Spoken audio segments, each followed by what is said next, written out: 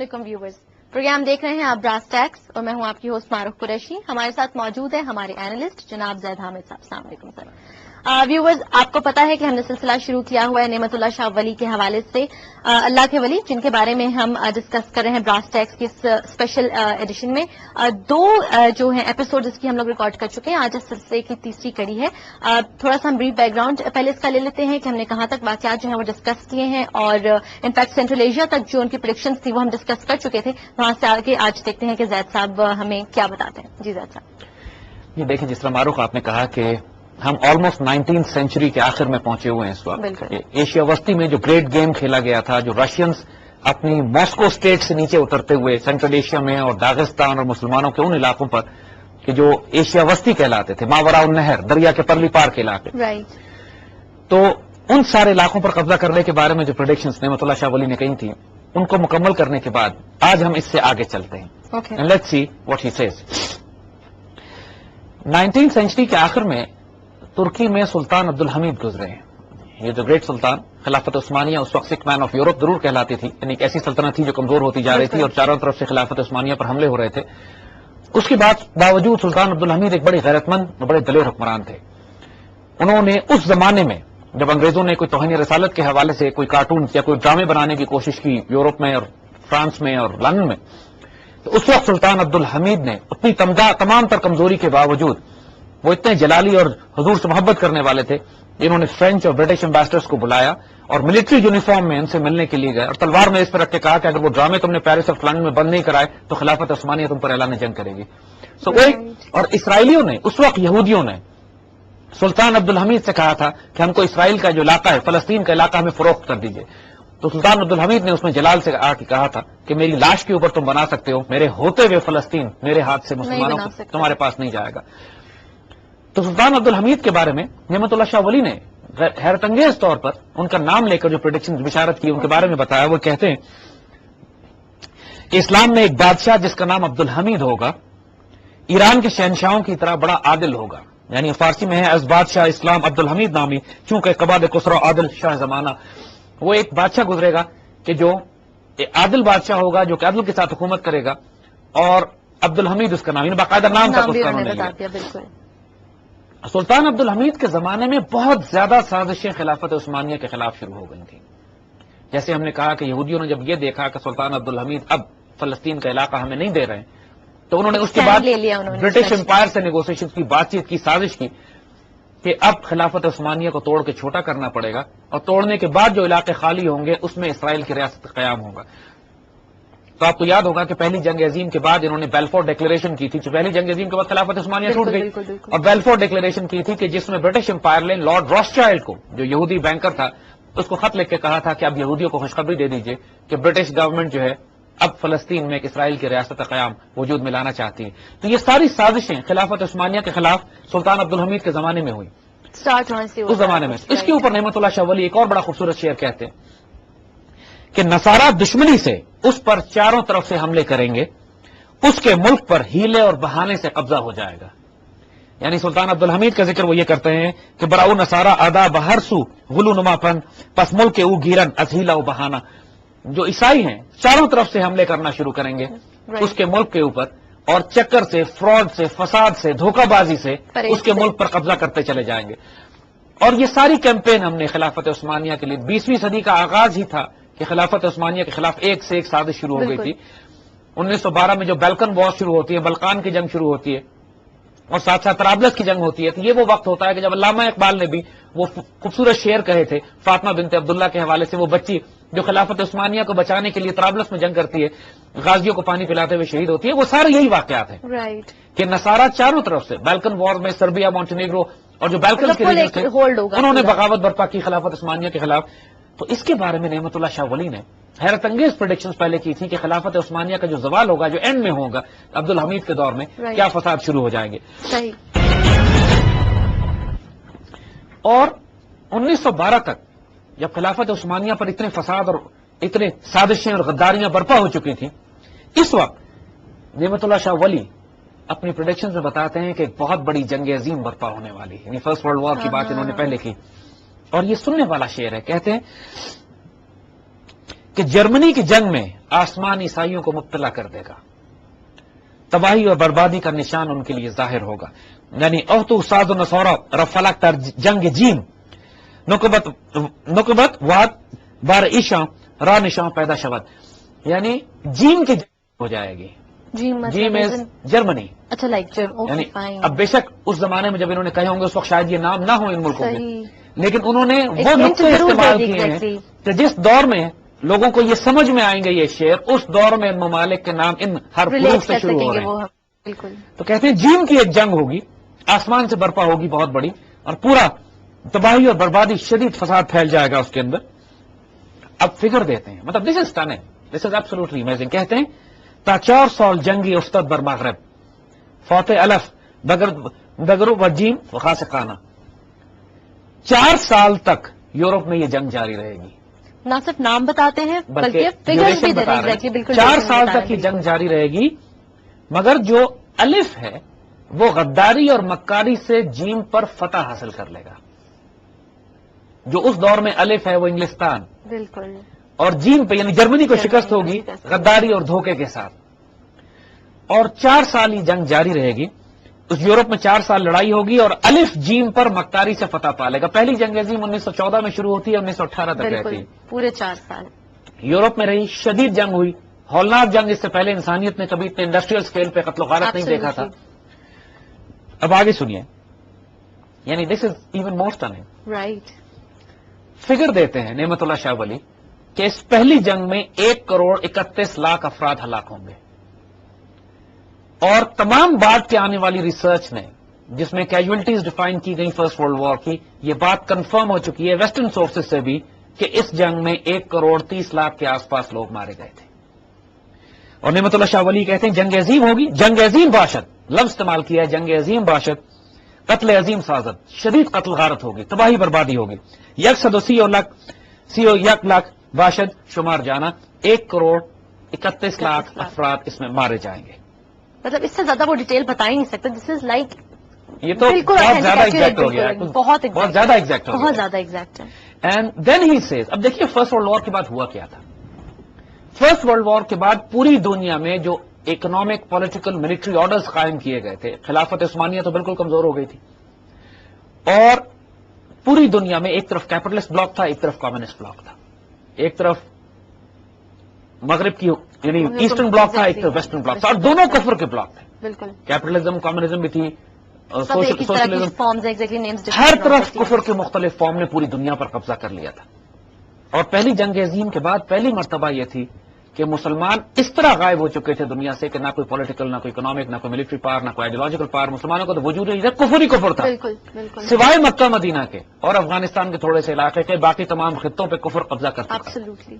تو اس جنگ عظیم کے بعد نعمت اللہ شاہ ولی جو حالات بنتے ہیں اس کے بارے میں کہتے ہیں کہ مشرق اور مغرب میں کافر حکمران ہوں گے.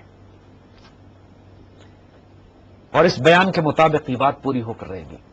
جو بات میں کہہ رہا ہوں یہ تم دیکھو گے کہ مشرق و مغرب میں اسلام نہیں، کافر حکمران ہوں گے. اور یہ حیرت انگیز پیریڈ تھا. اس زمانے میں جب یہ باتیں یہ کر رہے ہوں گے، لوگوں کے لیے یقین کرنا ممکن نہیں ہوگا کہ یہ کیسے ممکن ہو سکتا ہے. انسانیت کی تاریخ میں کبھی ایسا وقت نہیں آیا کہ مشرق و مغرب میں صرف کافر حکمران ہو، مسلمان حکمرانوں کا وجود ہی ختم ہو جائے. اور پہلی اتنے عرصے تک حکومت کرتے رہے مغل خلافت عثمانیہ اور وہ عروج ان کا. اب وہ پہلی جنگ عظیم کے بعد بات کرتے ہیں کہ حالات دنیا میں یہ بن جائیں گے کہ کفر کا first world economic order, political order پوری دنیا میں اس طرح قائم ہو جائے گا کہ مسلمانوں کا وجود نہیں ہوگا. بالکل. اچھا، مگر اگین وی آلسو نو کہ فرسٹ ورلڈ وار کے بعد جو ظاہراً ٹروس ہو گیا، اس کے بعد مغرب میں آپس میں تصادم قائم رہا. جرمنی بھی جنگ کی تیاریاں کرتا رہا، انگلینڈ بھی جنگ کی تیاریاں کرتا رہا. 20-21 سال ان کا آپس میں پیس رہی. 18 سے لے کے 38 تقریباً 21 سال کے قریب ان کا آپس میں معاہدہ رہا امن کا. اور 1939 میں سیکنڈ ورلڈ وار شروع ہوتی. بالکل. یہ ساری داستان نعمت اللہ شاہ ولی اپنی پریڈکشنز میں، اپنے آنے والے واقعات کے مشاہدات میں جو سیر تھے آنے والے دور کو وہ اللہ ان کو دکھا رہا تھا، اس میں یہ بات بیان کرتے ہیں. کہتے ہیں صلح کا زبانی جمع خرچ ہوگا. جو صلح ہوگی زبانی جمع خرچ ہوگا، اس کے اندر کوئی پائیداری نہیں ہوگی. یہ صلح ہوگی مگر مستقل نہیں رہے گی. رائٹ. کہتے ہیں اظہار صلح باشد، صلح کا اظہار ہوگا، چو صلح پیش بندی با مستقل نہ باشد ای صلح درمیانہ. مگر یہ صلح جو ہوگی مستقل نہیں ہوگی، جو آپس میں ٹیمپرری پیس ہوگا، ٹروس کانٹریکٹ ہوگا. ہوگا. رائٹ. وہ بظاہر خاموش ایسے ہوں گے، اگلے شعر میں کہتے ہیں، مگر درپردہ جنگ کی تیاری کر رہے ہوں گے. اوپر سے ان کا ٹروس ہوگا. ایک طرف جرمنی نے میسو انڈسٹریلائزیشن اور ملٹری پلاننگ شروع کی. اٹلی اس دور میں فیشزم کے ایک نئے دور سے گزر رہا تھا. بہائنڈ دا سین ایک زبردست جنگی تیاریاں ہو رہی تھیں. پھر وہ کہتے ہیں کہ جیم اور الف دوبارہ ایک جنگ کرنے کی تیاری کریں گے. اب سیکنڈ ورلڈ وار کی طرف ہم جا رہے ہیں. جیم اور الف، جرمنی اور انگلستان. رائٹ. اب کیونکہ اس زمانے میں یہ نام ان کے لوگوں کو واقف نہیں ہوں گے، اس زمانے میں کوئی دوسرے ناموں سے ملک مخاطب ہوں گے. المان کہا کرتے تھے فارسی اور عربی میں جرمنی کو، مگر چونکہ اس دور میں لوگ جیم اور الف کے حساب سے پہچانتے ہیں تو انہوں نے صرف پہلے نام کو پہلے حروف دے دیے. کہتے ہیں بظاہر خاموش ہوں گے لیکن درپردہ جنگ کی تیاری کریں گے. جیم اور الف ایک دفعہ پھر کولڈ وار جو ہے وہ جاری ہوگی، اور اب سیکنڈ ورلڈ وار کی طرف معاملہ جا رہا ہے. We are heading towards that. بیچ میں کہتے ہیں کہ اس دوران میں یک زلزلہ کی آیت چوں زلزلہ قیامت، ایک شدید زلزلہ آئے گا جیسے قیامت آئی ہے. رائٹ. اور جاپان تباہ گردید یک و نصف سال سانہ. ہیروشیما بفور دیٹ زلزلے کی بات ہو رہی ہے کہ جاپان اس زلزلے سے 1/6 تباہ ہو جائے گا. اور ہسٹری جب ہم اٹھا کے دیکھتے ہیں اس پیریڈ میں تو 1923 میں جاپان میں ایک بہت بڑا زلزلہ آتا ہے جس میں تقریباً 1/6 حصہ جاپان کا تباہ ہو جاتا ہے. اچھا، ایگزیکٹ فگرز انہوں نے دیا ہے کہ 1/6 حصہ جو ہے جاپان کا تباہ ہو جائے گا. قیامت خیز زلزلے نے آنا، اس دوران میں وہ زلزلہ بھی آئے گا. And we know in history, یہاں انہوں نے جاپان کا نام لیا. And we know in history کہ جاپان میں 1923 میں ایک ارتھکویک آیا تھا جس نے ایک almost 1/6 of Japan was totally destroyed. اور اسی دور میں اس پورے فار ایسٹ میں، ایسٹرن تھیٹر آف آپریشن میں کئی ملکوں کی آپس میں جنگیں بھی ہو رہی تھیں. جس طرح انہوں نے 1905 میں اس جنگ کا ذکر کیا تھا کہ جو روس اور جاپان کے درمیان ہوگی، اس طرح وہ ذکر کرتے ہیں بیچ میں چھوٹی چھوٹی جو جنگیں ہو رہی ہیں ان کا بھی وہ حوالہ دیتے جائیں کہ اسی دور میں انہوں نے ذکر کیا کہ یہ وہ وقت ہوگا کہ چین اور جاپان آپس میں جنگ کریں گے اور اس دوران میں عیسائیوں کی جنگ بھی شروع ہو جائے گی. اب یہ وہ پیریڈ ہے بٹوین 1937 ٹو 1945 رائٹ کہ جب جاپان اور چین کی لڑائی بھی ہو رہی ہے. صحیح. آپ ہسٹری میں اگر دیکھیے کہ that is the period when there is a local war going on between، کیونکہ جاپان ایک امپیریل ڈیزائن اس وقت رکھتا تھا، پھیلنا چاہ رہا تھا. بالکل. تو چائنا کے ساتھ بھی اس کی ایک جنگ تھی جو اس زمانے میں شروع ہوئی اور نیئرلی اسی دوران 1939 میں عیسائیوں کے درمیان بھی جنگ شروع ہو گئی and second world war started. یعنی جو ہم حیرت انگیز طور پہ یہ دیکھتے ہیں مطلب دونوں وارز دونوں تھیٹر آف آپریشن کا، کیونکہ سیکنڈ ورلڈ وار میں جاپان ایک امپیریل فورس کے طور پہ پھیل رہا تھا جبھی اس نے پرل ہاربر پہ حملہ کیا. بالکل. یہ خیال کر کے کہ ہم ایکسپینشن کر ہی رہے ہیں تو ہم ہوائی کو بھی ٹیک اوور کر لیتے ہیں، جس کے نتیجے میں امریکہ پور جنگ میں کودنا پڑا. تو جاپان اپنے تھیٹر میں، جاپان کا جرمنی سے کوئی تعلق نہیں تھا، وہ چائنا کے ساتھ لگا تھا. جاپان چائنا کے ساتھ یا اپنے ریجن میں پھیلنے کے لیے کوشش کر رہا تھا. اور چونکہ عیسائیوں کے درمیان جنگ شروع ہو چکی تھی وہاں پر لہٰذا اس جنگ میں جاپان کود پڑا موقع سے فائدہ اٹھاتے ہوئے. وچ اگین الٹیمیٹلی جو دو تھیٹر آف آپریشن آپ دیکھ رہے تھے سیکنڈ ورلڈ وار کے جو ہیں، ایک پہ ایشیا پیسیفک میں جو جاپان کے خلاف لڑی گئی اور ایک یورپ میں جو جرمنی کے خلاف لڑی گئی. ایکسس پاور کے خلاف جرمنی، اٹلی اور اس کے جو الائز ملک تھے. سو یہ سارا معاملہ انہوں نے ذکر کیا ہے کہ جب یہ معاملہ جاپان پھیل رہا ہوگا تو ساتھ ساتھ عیسائی بھی آپس میں جنگ بھڑکا دیں گے. بالکل. And then he says again amazing, he says کہ دوسری عالمگیر جنگ کا آغاز پہلی کے 21 سال کے بعد ہوگا. ایگزیکٹ فگرز اور یہ عالمگیر جنگ پہلی سے زیادہ مہلک ہوگی. اور یہاں پہ وہ نیوکلیئر کی طرف، یعنی اب وہ یہ بتا رہے ہیں کہ یہ جو سیکنڈ ورلڈ وار شروع ہوگی پہلی کے 21 سال کے بعد، بالکل، اور یہ اتنی ڈیڈلی ہوگی، اس کے اندر اتنے مہلک ہتھیار استعمال ہوں گے جو اس سے پہلے کبھی انسان نے استعمال سو نہیں مچ کیے. Fascinating. I mean this is that spiritual intelligence جس پہ ہم حیران ہیں کہ مسلمان ملٹری سائنٹسٹ نے استعمال کیوں نہیں کیا ان کو پہلے. ہمارے اینالسٹ نے، ہمارے اس لیے استعمال اس لیے نہیں کیا کہ جس دور میں یہ چھپ کے پہلی پریکٹیکلی سامنے آئے قوم کے، وہ ہمارے زوال کا دور تھا اور ہمیں پتہ بھی لگ جاتی ہیں یہ ساری باتیں تو ہم کچھ کر نہیں سکتے تھے. مغل حکومت تباہ ہو رہی تھی، خلافت عثمانیہ تباہ ہو رہی تھی، مسلمان مایوسی میں دیکھ تو رہے تھے حالات اور واقعات کو، کرنے کی طاقت نہیں رکھتے تھی، مگر کرنے کی طاقت ہم آج رکھتے ہیں. اور جو آئندہ آنے والے دور کے بارے میں انہوں نے پروڈکشنز کی ہیں اس میں ہمارا رول ہے، لیکن اس تک ہم اس وقت پہنچیں گے جب یہ بیک گراؤنڈ کور کر لیں. رائٹ.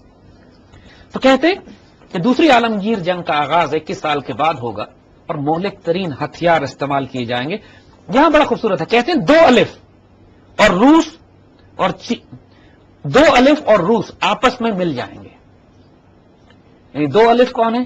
انگلینڈ اور امریکہ امریکہ اور رشیا. رشیا 3 ہو گئے. کیونکہ ایک جرمنی block نے ہو کیا گیا کیا کہ ایک طرف اس نے ایک تھیٹر آف آپریشن اس نے رشیا کی طرف کھول دیا, دوسرا اس نے تھیٹر آف آپریشن یورپ کی طرف کھولا, ویسٹرن یورپ کی طرف, جہاں پہ انگلینڈ اور امریکہ شامل ہو گئے اس جنگ میں جرمنی کے خلاف, رشیا کے ساتھ مل کے انہوں نے اپنا اور رشیا کے ساتھ انہوں نے ایکسس کیا کہ رشیا, انگلینڈ اینڈ امریکہ, یعنی ایک روس اور 2 الف, وہ اکٹھے ہوئے کس کے خلاف؟ بر الف و جی میں اولا ہم جی میں ثانی آنا. انہوں نے 3 ملکوں کے خلاف جنگ کی, ایک الف سے شروع ہوگا, ایک پہلے جیم اور دوسرا جیم. پہلا الف کون؟ اٹلی, دوسرا الف کون؟ جرمنی, اور دوسرا جیم کون؟ جاپان. یعنی he is now giving exactly the name. اور یہ باتیں ڈاکومنٹڈ ہیں ان ڈیکیڈز اگو, یعنی پہلی جنگ عظیم سے پہلے کے جو نسخے موجود ہیں نعمت اللہ شاہ ولی کے, ان کے اندر بھی یہ شعر موجود ہیں. وہ شعر جو 19ویں صدی کے اینڈ میں اور 20ویں صدی کے شروع میں جو نسخے ہیں لوگوں کے پاس, people have called us to tell کہ ہمارے پاس وہ نسخے موجود ہیں کہ جن میں یہ سارے واقعات ہونے سے پہلے لکھے ہوئے, لہذا یہ کہنا کہ یہ کسی نے بعد میں بنائے ہوں گے ڈزنٹ میک سینس. تو 2 الف انگلستان اور امریکہ, روس اور اٹلی اور جرمنی, جاپان, ان سب پر یہ حملہ آور ہوں گے. یہ عجیب و غریب ایک سیکنڈ ورلڈ وار کی جو پوری سیکنڈ ورلڈ وار کی جو تھیٹر آف آپریشن اور فورسز ہیں جو آپس میں کھیل کر رہی ہیں. اب ایک بات اور نوٹ کیجئے کہ چونکہ انگریز انگلستان یہاں حکومت کرتا تھا ہندوستان پر, تو بہت بھاری تعداد میں ہندوستان کے مسلمانوں کو بھرتی کیا گیا انگریزوں کی طرف سے, یا ہندوستان کے لوگوں کو بھرتی کیا گیا انگریزوں کی طرف سے لڑنے کے لیے. کرنل محمد خان, جنہوں نے بڑی خوبصورت کتاب بجنگ آمد لکھی ہے, one of the finest books of military humour, 1937-39 وغیرہ میں سیکنڈ ورلڈ وار میں انہوں نے پارٹیسپیٹ کیا. Bajang Amad it's a book worth reading, military humour کی کتاب, جس میں انہوں نے وہ سارے واقعات لکھے ہیں کہ کس طرح انڈیا سے ہزاروں لاکھوں کی تعداد میں فوجیں جو تھی پورے افریقن تھیٹر میں, یورپین تھیٹر میں یا برمیز تھیٹر میں انگریز ان کو لانچ کر رہے تھے, اور پوری دنیا میں جا کے یہ دوسری جنگ عظیم لڑ رہے تھے مسلمان. آج بھی اگر آپ لاہور کے میوزیم میں جائیں, لاہور کا جو عجائب گھر ہے, تو وہاں پر انہوں نے کچھ کتبے لگا کے رکھے ہوئے ہیں دکھانے کے لیے کہ یہ کتبے انگریزوں نے پہلی اور دوسری جنگ عظیموں کے بعد پورے ہندوستان کے ہر گاؤں میں لگا دیے تھے, جس گاؤں سے لوگ گئے تھے جنگ کرنے کے لیے. اچھا. اور ان پہ لکھا ہوا ہے, ان کتبوں پہ یہ لکھا ہوا ہے مثلاً کہ from this village 100 people went to war, only 9 returned. یعنی اس طرح کا انہوں نے کتبے لگا کے پورے ہندوستان میں لگائے ہوئے تھے ہر گاؤں میں. تو کچھ کتبے اب وہ لاہور میوزیم میں رکھے ہوئے ہیں, کوئی جا کے دیکھنا چاہے تو وہ دیکھ سکتا ہے. تو لاکھوں کی تعداد میں مسلمانوں نے اس جنگ میں شرکت کی, یہاں سے بھرتی کرا کے مسلمان بھی گئے, پی ایمس کہلاتے تھے, پنجابی مسلمان, جو انگریزوں نے اپنی بکس میں لکھا. لیکن اس کے بعد جو ان کے پورے ہندوستان سے گورکھے بھی گئے, سکھ بھی گئے, ہندو ریجمنٹس بھی گئے, مسلمان ریجمنٹس بھی گئے. مگر ظاہر ہے اس ساری پارٹیسپیشن کا کوئی فائدہ تو نہیں ہوا. جنگ عظیم ہوئی, ختم, مسلمانوں کو تو کوئی فائدہ اس کا نہیں تھا, بلکہ ملازمتیں اور نوکریاں ہوتی رہی. اس پر نعمت اللہ شاہ ولی لکھتے ہیں کہ ہندوستان کے لوگ بھی اس جنگ میں امداد دیں گے, مگر یہ لا علم ہوں گے اس بات سے کہ ان کی یہ امداد بیکار جائے گی. ایز ان ورک فورس کے طور پہ ایکٹ کریں گے, لیکن رائے جائے گی, بیکار جائے گی. امداد ہندیاں ہم از ہندو دادا باشن لا علم ازی کے باشد این جملہ رائے گانا. ہندوستان کے لوگ بھی بہت مدد کریں گے اس جنگ میں. لاکھوں کی تعداد میں جانیں گئی انگریزوں نے اس جنگ میں جس طرح جھونکا ہے کینن فوڈر کے طور پہ. وہ جنگیں جو خطرناک ہوتی تھی وہاں لاکھوں کی تعداد میں انڈین بریگیڈ بھیج دیے جاتے تھے, صحیح, اب وہ مارے جاتے تھے مکھیوں کی طرح. اور جب راستہ صاف ہو جاتا تھا پھر برٹش اور یورپین فورسز جاتی تھی اس علاقے کو کلیئر کرنے کے لیے. تو یہ ایک بالکل بیکار جنگ تھی جس میں مسلمانوں کو جھونکا گیا پوری دنیا سے. لیکن پھر وہ آگے بتاتے ہیں یہاں پر, Nemat Ullah now comes into the technology side of it, technology side of the war. Right. کہتے ہیں کہ اس جنگ میں ایسے آلات برق پیما, اسلحہ حشر برپا, سازن اہل حرفہ مشہور ہے زمانہ. ایسے ایسے آلات, ایسے ایسے ہتھیار بنائے جائیں گے جیسے آسمانی بجلی کو ناپنے والے ہوتے ہیں. ایسا اسلحہ جو میدان میں قیامت برپا کر دے گا. اس زمانے کے مشہور سائنٹسٹ اپنے زمانے کی فائنسٹ ٹیکنالوجی بنائیں گے جو دنیا کو ویپنز آف میس ڈسٹرکشن کی طرف لے کے, نیوکلیئر ایسٹس کی بات ہو رہی ہے اب یہاں پہ, اور جو ایون دا کنوینشنل ویپن میں بھی جو بامرز, فائٹرز, صحیح بات ہے, زیادہ مہلک تھی فرسٹ ورلڈ وار سے, تو آبویسلی جو کمیونیکیشن جو ٹیکنالوجی ڈیولپ کی گئی, جو وار فائٹنگ سسٹم ڈیولپ کیے گئے, اسی میں اس زمانے کی جو پوری انڈسٹری بلٹ ہوئی, وار انڈسٹری, جس نے ان 6 سالوں میں پوری دنیا کو وہ وار ٹیکنالوجی دی جو آج بھی استعمال ہو رہی ہے. تو کہتے ہیں کہ اس زمانے کے مشہور سائنٹسٹ، انہوں نے لفظ استعمال کیا سازن اہل حرفہ، یعنی وہ لوگ سائنٹسٹ ہیں جو ایسے ایسے ہتھیار بنائیں گے کہ جو لٹرل لگے گا ایسے کہ جیسے آسمان کی بجلی کو ناپتے ہیں اور دنیا میں تباہی اور weapons of mass destruction. And then he says کہ اہل برطانیہ عیسائی جرمنوں پر قابو پا لیں گے، جیم والوں پر قابو پا لیں گے، لیکن جنگ کی تباہ کاریاں اتنی ہوں گی کہ ان کا خود نظام کمزور ہو جائے گا، جس کی بنا پر یہ ہندوستان چھوڑنے پر مجبور ہو جائے گا. کتنا زبردست کنکلوژن اور پورا جو ریزلٹ ہوا یعنی سیکنڈ ورلڈ وار کے نتیجے میں the British umpire will become so week کہ وہ مجبور ہو جائیں گے، دا جول آن دا کراؤن جسے انڈیا کو یہ کہا کرتے تھے کہ یہ ہمارے تاج کا ایک ہیرا ہے، بالکل وہ ان کو چھوڑنا پڑے گا. And this is exactly what happened. Quaid Azam 1940 میں جب پاکستان ریزولوشن پاس ہوتی ہے تو اس وقت تو British empire was at its peak. Definitely مسلمانوں کے خواب میں نہیں تھا کہ 7 سال میں ہم پاکستان بنا لیں گے، لیکن اس جنگ کے نتیجے میں اتنی زیادہ کمزور ہو گئی برٹش امپائر کہ اب جو انڈیا کے لوگوں نے آزادی کی ڈیمانڈ کی تو برٹش ریئلائز کہ اب ہمارے پاس کوئی آپشن نہیں ہے سوائے اس کے کہ ہم ہندوستان چھوڑ کر چلے جائیں. اور اس تباہی کے نتیجے میں جو کہ برٹش امپائر کو ہوئی سیکنڈ ورلڈ وار کے نتیجے میں، because they also lot million hundred of thousand of people, they also last, ایسی بات نہیں ہے. کمزور تو ہوئے نا وہ، جیسے کہ دنیا میں 2-2.5 کروڑ انسان مرے ہوں گے لیکن لاکھوں کی تعداد میں تو برٹشر بھی مارے. بالکل. اب ان کا بھی سارا ایسٹ ختم ہو گیا تھا، ریسورسز ختم ہو گئے تھے، وہ بھی مقروض تھے امریکن فیڈرل ریزرو بینکرز کے، اتنے کمزور ہو چکے تھے. برٹش اکانومی کا حال اتنا تباہ ہو گیا تھا کہ اب وہ خود اس قابل نہیں تھے، ان کی ملٹری، ان کی اکانومی، کہ وہ اب براہ راست کنٹرول کر کے اتنے بڑے کانٹیننٹ پہ قابو رکھتے، اسپیشلی جب آزادی کی تحریکیں شروع ہو چکی تھی. لہٰذا وہ ہندوستان کو چھوڑ کر جانے کی بات کرتے ہیں. اس بات کی بشارت بھی دی جا چکی تھی کہ آفٹر دس وار ایک بہتری جو مسلمانوں کے لیے نکلے گی کہ انگریز ہندوستان چھوڑ کر چلے جائیں گے. کہتے ہیں عیسائی ہندوستان کو چھوڑ جائیں گے، اپنے آپ چھوڑ جائیں گے. ظاہر ہے کوئی جنگ کر کے تو انگریزوں کو نہیں نکالا گیا یہاں سے، مگر فراڈ سے، دھوکے سے، مکر سے ایک بہت بڑا فتنہ چھوڑ جائیں گے. فتنہ کیا چھوڑ گئے وہ؟ انگریز جاتے جاتے جس طرح ہندوستان کو تقسیم کر کے گئے، کشمیر کا جھگڑا چھوڑ دیا، پاکستان کے اندر یہ انڈیا اور پاکستان کے جو ڈسپیوٹس ہیں وہ چھوڑ کے چلے گئے، ایسٹ پاکستان اور یہ ویسٹ اور پاکستان، جس طرح پاکستان کی تقسیم کی انہوں نے، جاتے جاتے انہوں نے پاکستان آرمی کے ریسورسز روک لیے، پاکستان کی حکومت کے فنڈز روک لیے، جس طرح جو ایسٹس، جو حصے پاکستان کو ملنے تھے وہ سارا پیسہ روک لیا گیا. ڈسٹنکشن ہم نے، اور برٹش آرمی نے جو اس پورا ویپنز ان کے پاس تھے جو مغربی پاکستان کی فوج نے استعمال کرنے تھے وہ سمندروں میں ڈمپ کیے جا کے کہ جو پاکستان بنے گا اس کی فوج کے پاس ہتھیار اور اسلحہ نہ ہو. یعنی انہوں نے اپنی طرف سے پوری کوشش، جو ریڈ کلف ایوارڈ کیا گیا ظلم سے، گرداسپور کا علاقہ جو پورا کشمیر کو آرٹری تھی، روٹ تھا ہمارا کشمیر کا، وہ دھوکے سے دے دیا گیا ہندوؤں کو کہ انگریز چھوڑ کے چلے جائیں گے لیکن جان لیوا خطرات اور فساد اور فتنے بیچ میں چھوڑ کے جائیں گے. پھر یہ کہتے ہیں کہ ہندوستان 2 حصوں میں تقسیم تو ہو جائے گا مگر اتنا فتنہ جاری ہوگا کہ انسانوں کا خون ایسے بہے گا کہ وہم و گمان سے زیادہ. اب یہ پاکستان بن رہا ہے یہاں پہ کہ وہ پاکستان بنانے کا فیصلہ تو کر دیتے ہیں، 1.25 کروڑ مسلمان اپنے گھروں سے نکلتے ہیں، صرف 50 لاکھ پاکستان پہنچ پاتے ہیں. جس طرح پاکستان بنتے ہوئے لاکھوں مسلمان قتل کیے گئے، جو خون بہائے تاریخ اسلام میں اتنے کم عرصے میں، ود ان 6 months 7 months، اتنے تھوڑے عرصے میں اتنے مسلمان 1400 سال کی تاریخ میں کبھی شہید نہیں ہوئے جتنا پاکستان بناتے ہوئے. دہلی سے ٹرینیں نکلتی تھی اور پوری ٹرین ذبح ہوتی تھی اور لاہور پہنچتی تھی، اور جتنی ٹرینیں نکلتی تھی ایک کے پیچھے ایک، وہاں لاہور میں صرف لوگوں کا کام یہ تھا کہ لاشیں دفنائیں. جس طرح مسلمان کٹے پٹے، ٹوٹے پوٹے اپنے گھر بار، زمینیں، جائیدادیں چھوڑ کر پاکستان پہنچ رہے تھے. مسلمانوں کی تاریخ میں کبھی اتنی بڑی مائگریشن نہیں ہوئی. It was the biggest human migration in fact in the history of main kind.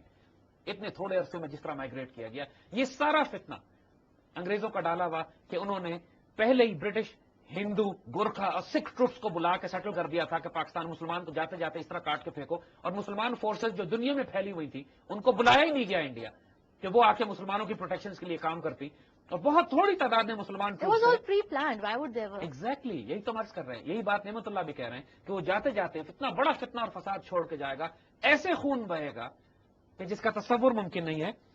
اور پھر آگے وہ بتاتے ہیں اکثر مسلمان ہندوؤں کے غیظ و غضب سے بے گھر ہو جائیں گے.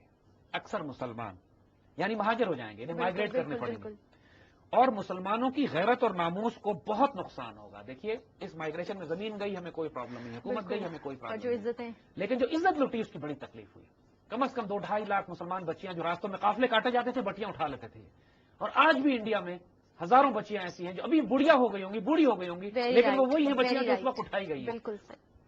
تو نعمت اللہ بڑے دکھ سے کہتے ہیں کہ جو نقصان مسلمانوں کی عزت و ناموس کا ہوگا وہ اتنا شدید ہوگا کہ اس سے پہلے کبھی مسلمانوں نے اتنا بڑا نقصان نہیں اٹھایا. پاکستان بنتے وقت جو قربانیاں دی گئیں، جو شہادتیں دی گئیں، جو عزتیں قربان کی گئیں، جو دوپٹے مسلمان بہنوں کے اتارے گئے، تاریخ اسلام میں اس کی مثال نہیں ہے. ابھی انسان کے رونگٹے کھڑے ہو جاتے ہیں، کانپ جاتا ہے انسان. جو واقعات دیکھیں انسان، بہت جس ساری طرح ڈاکیومنٹریز بھی بنی ہے اس حوالے سے، آپ اگر ان کو بھی دیکھیں اس میں ڈاکومنٹریز بھی ہیں، ہم نے بھی پروگرام کیے ہیں اس کے اوپر پہلے. لیکن ہر دفعہ جب اس پاکستان بننے کی شہادتوں اور قربانیوں کو ہم دیکھتے ہیں ہم کو اس قدر روحانی تکلیف ہوتی ہے اس بات پہ. اور نعمت اللہ اسی بات کو کہتے ہیں کہ اکثر مسلمان بے گھر ہو جائیں گے ہندوؤں کے غیظ و غضب کی وجہ سے. پورے ہندوؤں نے جو فساد، یقین کیجئے مسلمان شاید گھروں کو نہ چھوڑتے اپنے انڈیا میں اگر ہندو مجبور نہ کرتے ان کو. صحیح. جب ہندوؤں نے یہ دیکھا کہ پاکستان بننے جا رہا ہے تو پورے ہندوستان میں زمین تنگ کر دی ان کے اوپر تو obviously پھر وہ. اور ماسٹر تارا سنگھ نے اور سکھوں کے جو سربراہ تھے انہوں نے تلواریں لہرا رہا کے کہتے تھے کہ کوئی مسلمان زندہ ایسٹ پنجاب سے ہوتا ہوا پاکستان نہیں پہنچے گا. 70,000 80,000 کلومیٹر کا ایسٹ پنجاب کا ایریا، ایک مسلمان زندہ نہیں بچا وہاں پہ چند ہفتوں میں. یعنی ایک ایسی دردناک تاریخ ہے وہ. لیکن اس کے بعد نعمت اللہ فرماتے ہیں کہ مسلمان اپنے اسلاف کے علاقوں میں، اپنے بزرگوں کے علاقوں میں پناہ حاصل کر لیں گے اور سزا اور مصیبت کے بعد ان کی تقدیر شروع ہوگی. یعنی پاکستان، یعنی اپنے بزرگوں کا علاقہ. یہ جو پاکستان کا علاقہ جہاں پہ ہم ہمیشہ سے بستے آئے ہیں، یہ ہمارے بزرگوں کے وہ علاقے ہیں کہ جو مسلم میجورٹی ایریاز ہیں، جہاں پہ جب بھی افغانستان اور ایران سے مسلمان آئے انہوں نے آ کے، اور سینٹرل ایشیا سے مسلمان آئے تو یہ پاپولیشن یہاں بڑھتی گئی ہے ہماری. اور مسلمان آتے تھے انہی خطوں میں سیٹل ہوتے چلے جاتے تھے. اور فرنٹیئر سے لے کر، خیبر سے لے کر، افغانستان سے لے کر، ایشیا وسطی سے لے کر سندھ تک کے علاقے کو مسلمان آئے. پہلے سب سے پہلے مسلمانوں کی لینڈنگ سندھ میں ہوئی، محمد بن قاسم جو آئے. تو ہمارے بزرگوں کے علاقے یہ باب الاسلام ہے. باب الاسلام تو یہ ہے. تو نعمت اللہ کہتے ہیں کہ مسلمان ہندوستان سے ہجرت کر کے اپنے بزرگوں اور اسلاف کے علاقوں میں آباد ہوں گے جا کے، اور پھر سزا، خون ریزی کے باوجود بھی مقصد جو ہے وہ، اور سزا اور مشکل اور پریشانی اور آزمائش کے بعد مسلمانوں کی ایک نئی تقدیر ظاہر ہوگی. یعنی now we have made Pakistan. اور اب پاکستان بننے کے بعد جو واقعات ہوں گے، جو مسلمانوں کی تقدیر ظاہر ہوگی آنے والے دنوں میں، آنے والے اگلے ہفتوں میں انشاءاللہ ہم نعمت اللہ کی ان خوشخبریوں، بشارتوں، وارننگز، اور پھر جو پریزنٹ دور کو ڈسکس کرتے ہوئے جو فیوچر ہونے والا، جو صاحب بصیرت اللہ کے ولی نے جو باتیں، خوشخبریاں ہمیں دی ہیں، وہ اسپرچل انٹیلیجنس دی ہے جس پر بیس کر کے آج پاکستان کو اپنی نیشنل سیکورٹی پالیسی بنانی چاہیے. کیونکہ خاص طور پہ جب یہ بشارتیں حضور کی حدیث کے ساتھ مل رہی ہوں پھر ہمارا یقین ان پر اور بڑھ جاتا ہے. Very right. پھر کوئی دلیل جواز نہیں ہے کہ انسان یہ کہے کہ یہ فیک ہیں یا بنائی گئی ہیں. دا پوائنٹ از کہ یہاں پر بہت ڈیٹیل طریقے سے جبکہ حضور کی حدیث بھی آئندہ آنے والے واقعات میں انہی باتوں کی تصدیق کرتے ہیں. رائٹ. جب حضور غزوہ ہند کی بشارتیں ہمیں دیتے ہیں، خوشخبریاں دیتے ہیں، نعمت اللہ ولی بھی کہہ رہے ہیں کہ آئندہ آنے والے وقتوں میں مسلمان اس دور میں دوبارہ اپنے ان علاقوں کو فتح کریں گے کہ جہاں سے وہ ہجرت کر کے آئے تھے. تو پھر یہ غیر معمولی اسپرچل انٹیلیجنس ہے جس پر ہم کو ڈیفینیٹلی غور کرنا چاہیے. تو آج پاکستان بنایا، انشاءاللہ آئندہ پروگراموں میں ہم 47 کے بعد جو خوشخبریاں، پریڈکشنز یا بشارتیں حضرت نعمت اللہ شاہ ولی کے ہیں ہم ان پہ بات کریں. صاحب چھوٹا سا سوال کرنا چاہوں گی یہاں پہ، کتنا یہاں سے جب پاکستان کا وہ پریڈکشن شروع کرتے ہیں تو کتنا پورشن ہے بیسکلی جو صرف پاکستان سے ریلیٹ کرتا ہے، اس کے بعد ہم باقی ڈسکس کرتے ہیں. انہوں نے لینڈ مارکس کی بات کی ہے، موٹے موٹے ایونٹس بتائیں، بہت زیادہ ڈیٹیل میں تفصیل میں نہیں گئے. ٹھیک ہے. جو اشعار ان کے بچے ہیں یا ملے ہیں ہمیں، اس میں بات بالکل کلیئر ہو جاتی ہے کہ وہ لینڈ مارکس کی بات کر رہے ہیں، بڑے بڑے ایونٹس کی. جیسے انہوں نے 47 سے پہلے تک کے واقعات میں تو جنرل تفصیل دے دی، لینڈ مارک سے دیے ہیں نا. صحیح. کہ بتا دیا کہ یہ ایونٹس ہوں گے اور وہ ایک پکچر تاریخ کی بنتی جاتی ہے. تو 47 کے بعد بھی انہوں نے لینڈ مارکس دیے ہیں کہ پاکستان بنا، پھر مسلمانوں کی کیا تقدیر شروع ہوگی، ہم نے کیا غلطیاں کی، پھر اس کے نتیجے میں پاکستان ٹوٹا، پھر اس کے نتیجے میں کیا ہوا، اسی طرح آگے فیوچر، اور اسی طرح آگے چند لینڈ مارکس ہیں. لیکن وہ لینڈ مارکس ہسٹری کے 30 40 50 60 سال اور آنے والے 100 150 سال میں ہمیں پوری تاریخ بتا دیتے ہیں کہ آئندہ ہونے والے ایونٹس میں مسلمانوں کا رول کیا ہونا چاہیے. وہ انشاءاللہ آئندہ. بہت شکریہ زید صاحب. ویورز، آپ نے براس ٹیکس کی آج کی ایپیسوڈ جو ہے وہ ملاحظہ کی. ہم نے سینٹرل ایشیا سے جو ان کی پریڈکشنز تھیں وہ ہم نے پروگرام میں بتانا شروع کی. لاسٹ پروگرام میں بھی ہم نے ان کو تھوڑا سا ڈسکس کیا اور آج ہم آ گئے ہیں پاکستان کی کریشن تک. میں نے زید صاحب سے سوال کیا کہ اس کے بعد پاکستان سے ریلیٹڈ کتنا پورشن ہوگا، تو زید صاحب نے بتایا ہے کہ کافی جو آتھینٹک ان کے جو پوائنٹس ہیں انہوں نے بہت چیزیں ہنٹس وغیرہ دے دی، لیکن کافی عرصہ جو ہے اس میں وہ ہے کور ہو جاتا ہے. I am really looking forward to it, I hope کہ آپ لوگ بھی اس کا بےصبری سے انتظار کر رہے ہوں گے. اس کے لیے آپ کو ویٹ کرنا پڑے گا براس ٹیکس کی اگلی ایپیسوڈ تک. تب تک اجازت دیجیے گا. اللہ حافظ.